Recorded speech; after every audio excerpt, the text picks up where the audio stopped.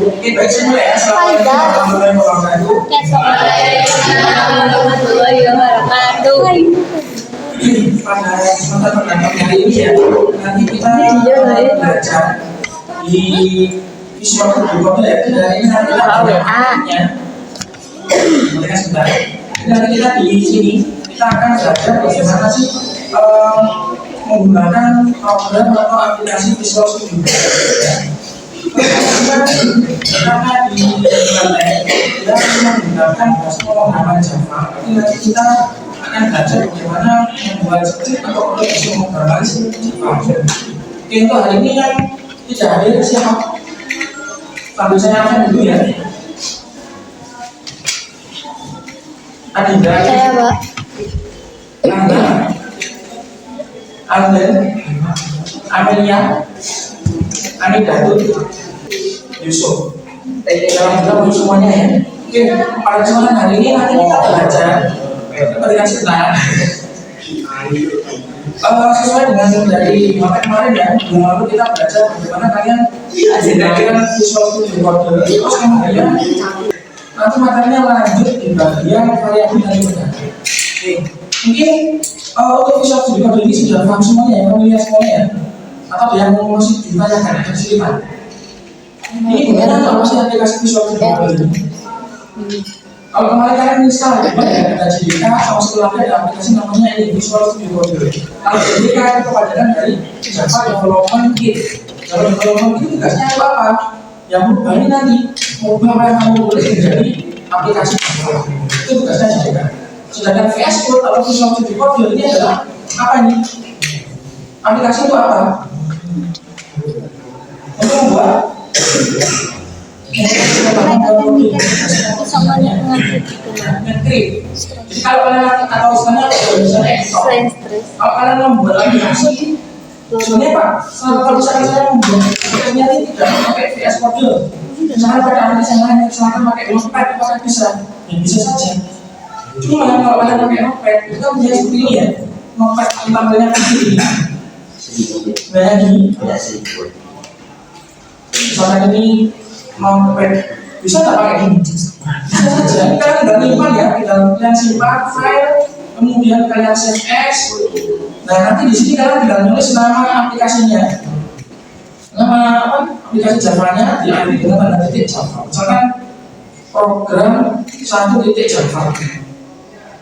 Nah ini bisa pakai Notepad. Cuma kelemahannya Notepad itu apa? Di dalam Notepad itu kalian tidak bisa mengetahui ketika di sini terdapat kesalahan atau di sini di dalam teksnya ini ada kekurangan atau simbolnya salah dan sebagainya. Ini tidak bisa terdeteksi. Kalau Notepad ya sudah ini aja. Bila nanti enggak programnya semua error. Atau programnya tinggal cuma ada kemungkinan ya programnya jalan sama programnya error. Kalau di Notepad. Tapi kalau kalian nanti menggunakan Visual Studio Code, nah di sini ada bagian editor ini dia bisa melihat atau memprediksi tulisan kalian ini kira-kira yang salah apa. Contoh ini saya buat soal seperti ini ya, kami harusnya besar, S-nya kecil. Nah di dalam VS Code atau Visual Studio Code ini dia bisa mendeteksi, dia bisa menganalisa, oh kira-kira dari bahasa penulisan yang kalian tulis dengan sintaksnya atau bahasa pemrograman Java, oh itu tidak sesuai, dia akan muncul garis merah seperti ini. Nah kalau ada garis merah seperti ini, berarti kalian harus kalian perbaiki di dalam kesalahan di program ini harus kalian diperbaiki. Misalkan oh ini ada merah, berarti di sini ada yang biru, berarti di sini harus kalian kira-kira yang salahnya apa ya? Ya, karena ini bukan apa ya, sering sekali terjadi di dalam pemrograman satu biru salah atau ada bacanya yang kurang satu saja, nanti programnya akan error, tidak bisa jalan. Kayak begini. Ya. Nanti ya, ini nanti kalian akan membuat seperti ini. Kalian di sini nanti akan membuat sebuah kode begini di bagian Explorer di sini. File Explorer sini ya, kalian di disk C itu sini paling nggak kalian buat kontrol dulu. Ya nanti untuk apa ya, dipakai sebagai projectnya di Visual Studio Code. Misalnya kalian berfoto di sini ya, tinggal pilih kanan, kemudian kalian buat sebuah folder baru, video folder, dan kasih nama, misalkan belajar Java. Nanti kasih ya, belajar Java bisa. Terus kemudian Nanti setelah membuat folder, baru kalian nanti mengambil ke Visual Studio Code. Ya, supaya nanti kalian fokus mengerjakan ini ya, skripnya di folder yang tadi, di folder yang tadi saja. Tidak ada satu lagi ya. Ini file, kemudian open folder. Pilih yang tadi, setelah file open folder, pilih yang di lokal disk C, kemudian pilih yang belajar Java itu. Ya, Java, kemudian pilih folder. Ini sudah belum gambar ya? Sudah. Kemana cerita kemarin? Setelah bikin folder, nanti di sini kalian membuat sebuah file ya. Di sini ada ini. Kalau kalian lihat di sini ada ini ya. Di sebelah kiri ini Explorer. Ini ada tulisan begini ya. Tulisannya kan. Ini ada tulisan belajar Java. Nah ini foldernya tadi. Belajar Java, terus kalian bikin file. Misalkan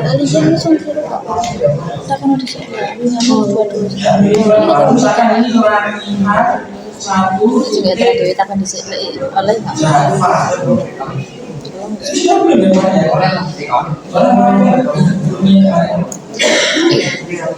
Sudah belum? Jadi ini membuat file ya, jangan lupa nanti di setiap akhir nama filenya latihan 1 dikasih tanda titik Java.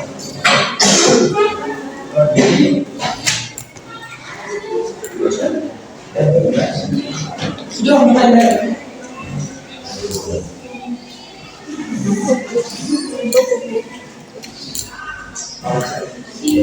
Contoh belum kemarin. Sudah.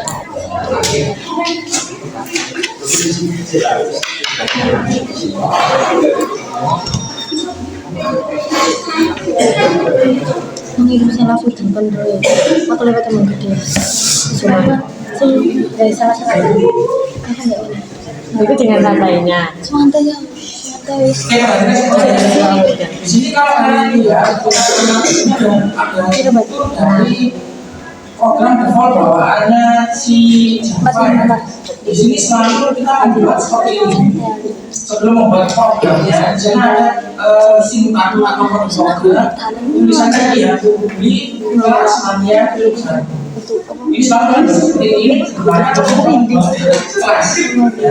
Kalau sudah kalian membuat jadi kalau tidak soalnya semua komputer di dalam ya. Jadi kalau kalian buat filenya banyak, ini bisa diakses oleh banyak file. Terus di sini di kelas saya akan kasih ya. Publik kelas, kemudian di sini latihan 1. Tulisan latihan 1 itu sama dengan tulisan 1 yang ada di sini. Ya, kalau kita buatnya latihan 1, berarti di sini namanya ini publik kelas, di sini latihan 1. Ya, terus kemudian di sini nanti tanda kurung awal. Tanda kurung awal maksudnya apa? Ini sama dengan kalau kalian membuat algoritma kemarin ya. Kalau kurungnya ada ke sini, ke arah sini, ini adalah begin atau mulai ya. Jadi nanti kalau kalian berprogram selalu di dalam tanda ini begin atau mulai. Yang ini begin atau mulainya, yang ini adalah end atau selesai. Ya. Ini begin, ini end, ini awal, ini akhir. Lalu program kalian tidaknya di dalam tanda begin sama end. Paham ya? Ya, jadi kalian di sini membuat sebuah kelas atau file baru ya, jenis publik bisa diakses oleh yang namanya publik kan bisa diakses oleh semua orang yang di sini ya. Nah, di sini ada lagi namanya latihan 1 disesuaikan dengan nama file tadi. Latihan 1. Terus kemudian di sini ada tanda begin, kurung berawal. Ini end. Nah, terus berikutnya di dalamnya ini ada program public static void main. Ini kalau kita artikan ya, sudah sintaknya dari Java mau seperti ini. Kalau kita artikan apa yang ini misalkan, main itu adalah fungsi atau kode program utama. Jadi kalau kalian nanti buat program, aku ada fungsi yang paling awal sekali dijalankan oleh si Java itu adalah fungsi yang bernama void main. Ya, jadi void main adalah fungsi utama yang pertama kali dijalankan oleh program itu. Java itu lanjut ya. Terus di sini ini ada argumen. Kalau ini nanti jawabannya ada argumen. Ini adalah argumen. Argumen itu nanti saya sebutkan di bagian di mungkin beberapa minggu lagi ya, nanti di materi fungsi sama maksud itu nanti ada. Jadi argumen. Ya jelas.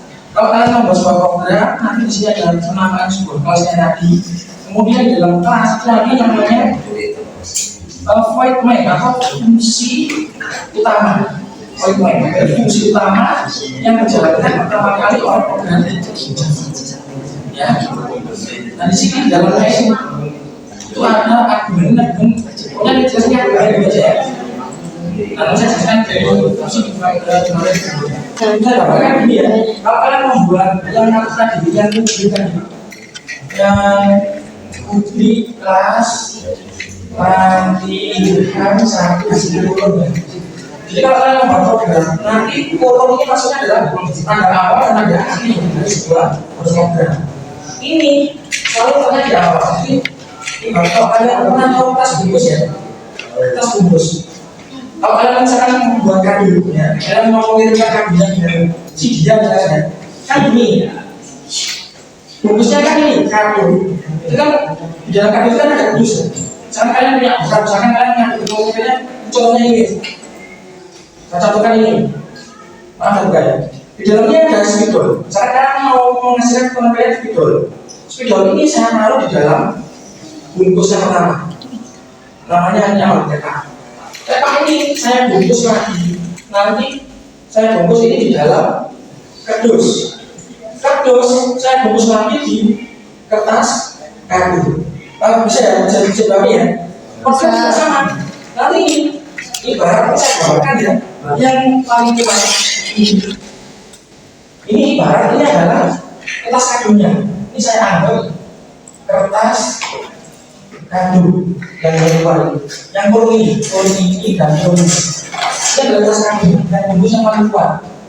Bisa ya? Ya. Terus dari sini yang ini. Publik, void, main, dan seterusnya ya. Ini ada turun lagi, ada turun, sama ini ada turun lagi. Agak menjauh ke dalam. Kalau kalian lihat itu, terusnya kan nggak terus melompong angkat kita ya. Ini yang ada menjauh ke mana? Kanan. Ke dalam, menjauh ke kanan.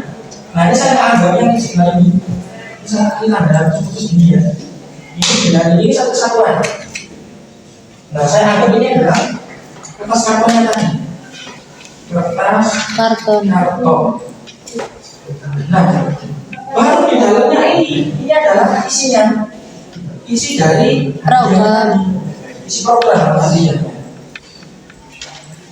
Ini juga misalnya kalau kalian ini kan menjorok ke dalam ya. Ini tulisan ini tidak lurus dan ini tidak, tapi dia lebih menjorok ke dalam, agak ke kanan. Ada tatnya, ada belah sini, dan jarak dari antara ujung sini. Ini kalau kalian lihat ya, antara sini, ini kan dia agak masuk ke dalam sini, agak menjorok. Yang sebelah sini juga sama. Ini agak menjorok ke sebelah kanan. Bisa diikuti. Jadi kalian punya hadiah, atau punya isi di sini. Kalian bungkus dengan kertas kado. Kalian bungkus lagi kertas karton. Kalian bungkus lagi dengan kertas kado. Ibaratnya seperti itu berprogram bungkus. Ya, jadi kalau kalian buat program ini kurung ini satu kesatuan buku yang paling bawah.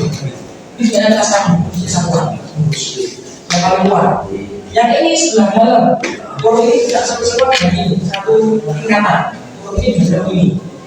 Kalau di dalamnya ada, paham ya? Oke. Jadi kalau kalian lupa di dalam akhirnya sebelumnya saya punya if bisa saja. Tapi kan biasanya ada juga dalam sini akan belok ke kanan. Ini ada ya, ada kondisi, kemudian nanti sini kurung lagi, baru ini ada isi programnya, baru sini ada tutup.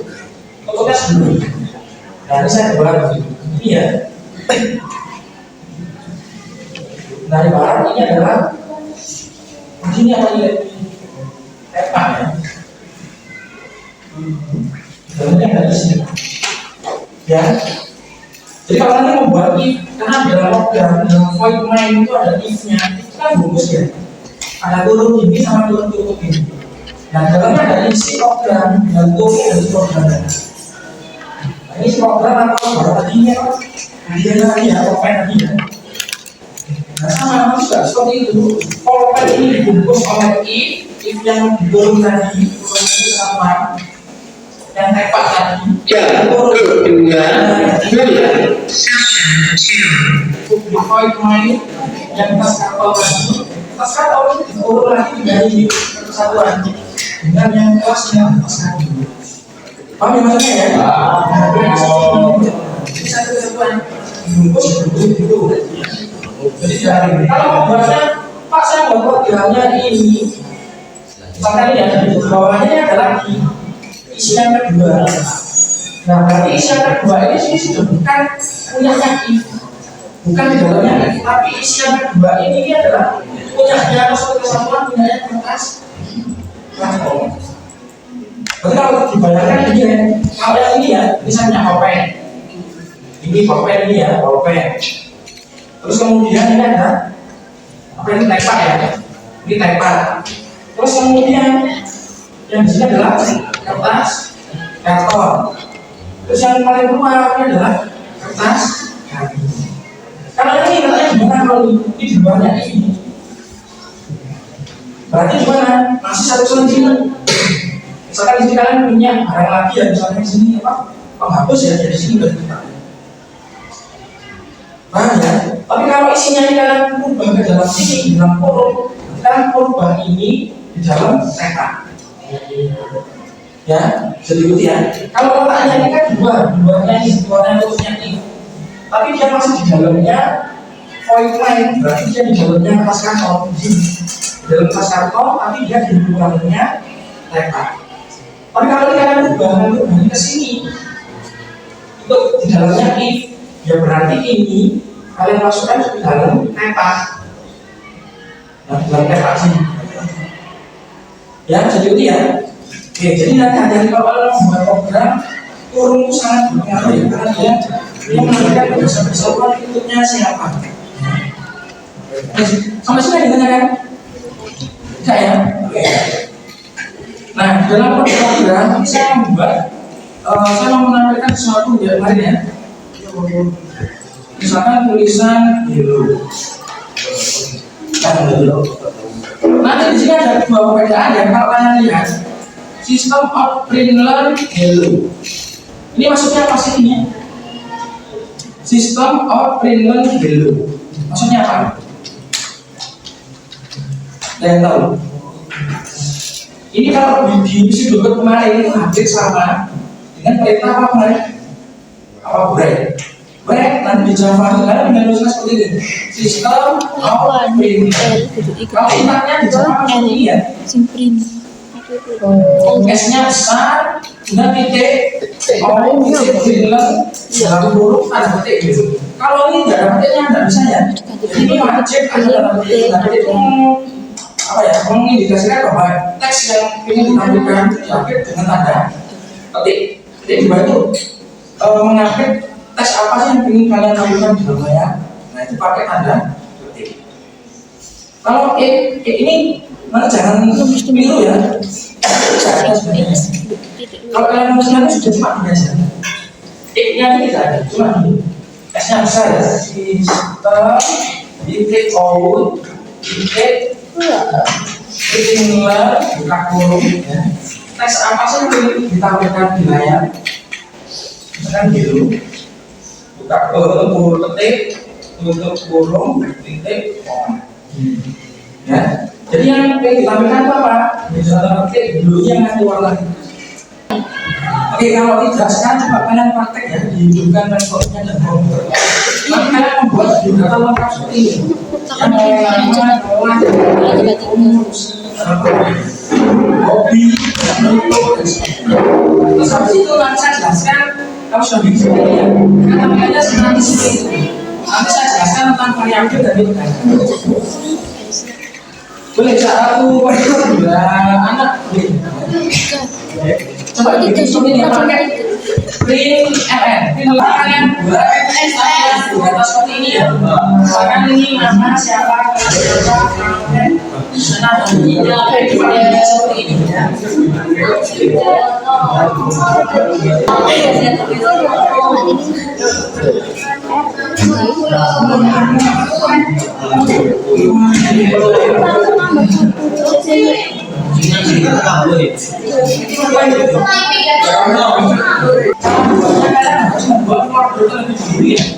Ini cara pertama kalian buka di sini di sekolahnya sini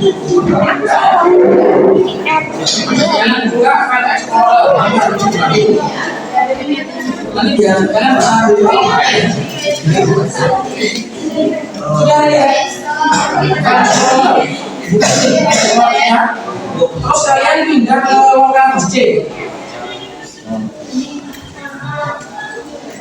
Jadi sebelum besoknya bisa ngetik ya, kan senang kalau apa tampilan simpan itu belum bisa ngetik. Kita harus buat di sini. Sudah. Nah kalau sudah di lokal masjid, kalian bikin sebuah folder baru di sini ya. Tinggal klik kanannya new folder. Klik kanan, yang kanan. Klik kanan yaitu di new folder. Terus di folder dikasih nama ini belajar Java belajar.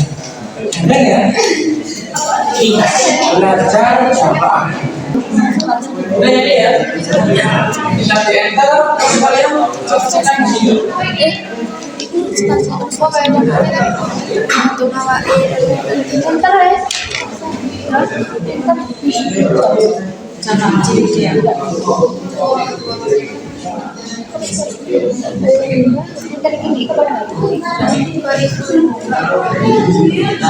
Nah, kita coba kalian tuliskan skripnya ini ya.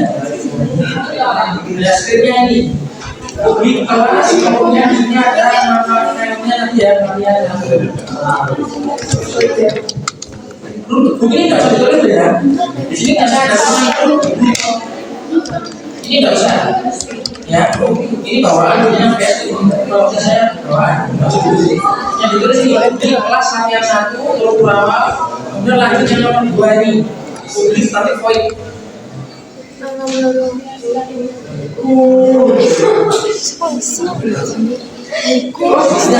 usaha kecilnya ya dulu usaha kecilnya ada kalau di sana hurufnya kecil kalian harus tulisnya hurufnya kecil kalau huruf kecil kalian harus tulis besar atau sebaliknya maksudnya dari sekarangnya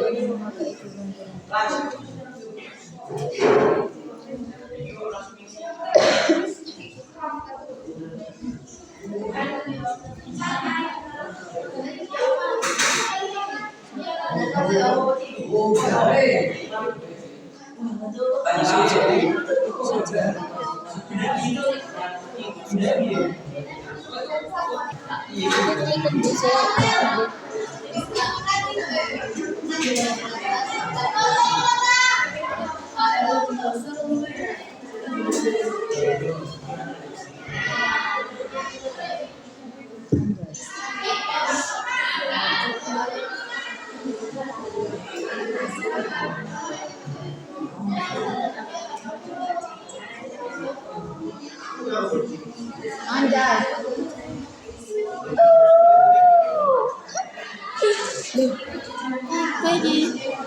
Usia.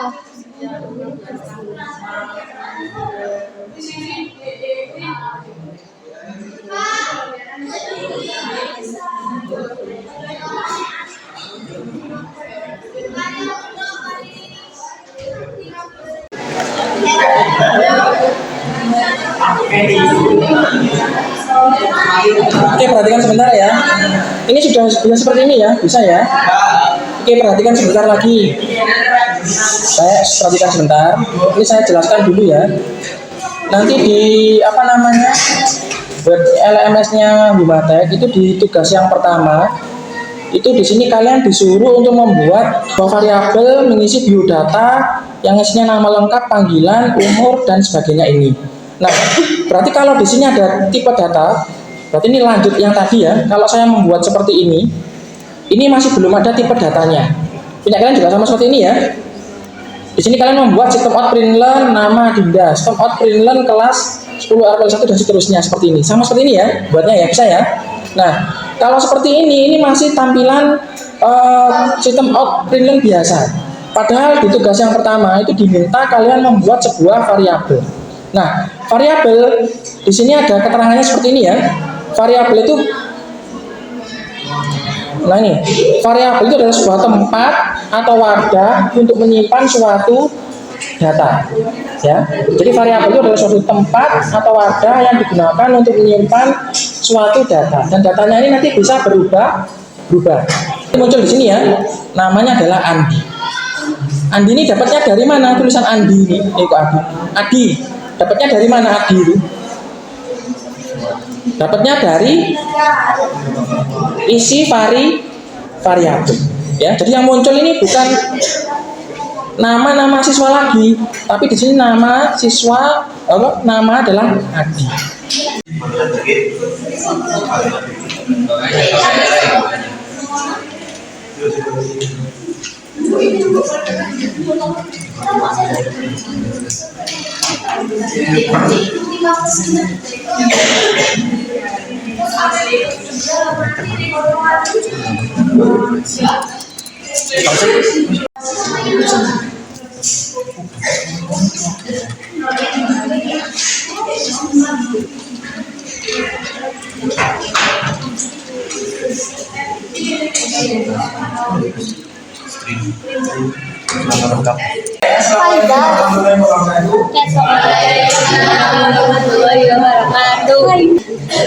Oke, sampai sini dulu.